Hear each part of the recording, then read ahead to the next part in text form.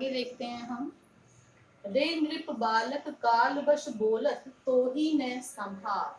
अब लक्ष्मण की बातें जो सुन करके परशुराम है क्रोधित हो गए थे और वो कहते हैं, रे नृप बालक, के राजा के पुत्र, काल वश अपनी मृत्यु के वशीभूत होकर बोलत तुम बोल रहे हो, तो ही ने संभाल, तुम्हें संभाल नहीं है, अर्थात तुम किसके सामने क्या कह रहे हो ये तुम्हें संभाल नहीं है। हे राजा के पुत्र राजकुमार, तुम अपनी मृत्यु के वशीभूत होकर बोल रहे हो।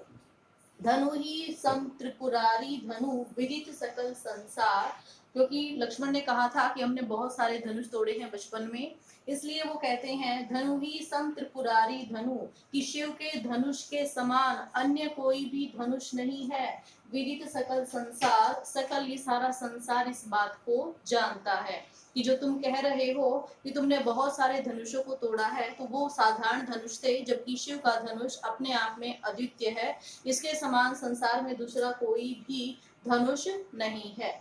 लखन कहाँ हंसी हमरे जाना, और लक्ष्मण है वो हंसते हुए कहते हैं कि हमने जान लिया है।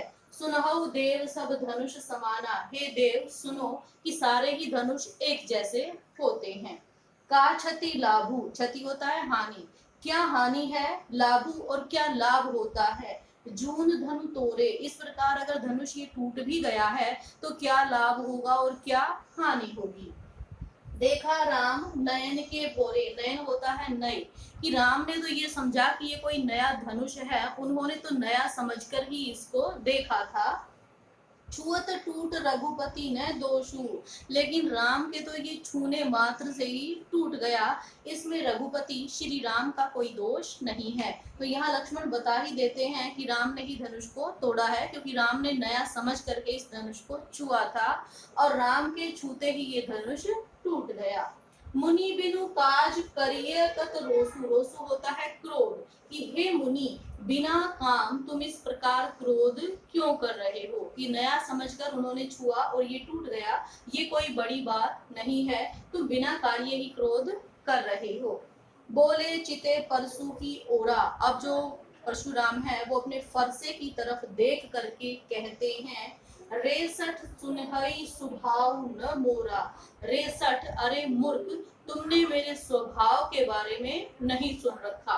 क्योंकि जो लक्ष्मण है, लक्ष्मण की बातों पर परशुराम को क्रोध आ रहा है और वो अपने फरसे को सुधार करके, संभाल करके, मतलब कि उससे प्रहार करना चाहते हैं।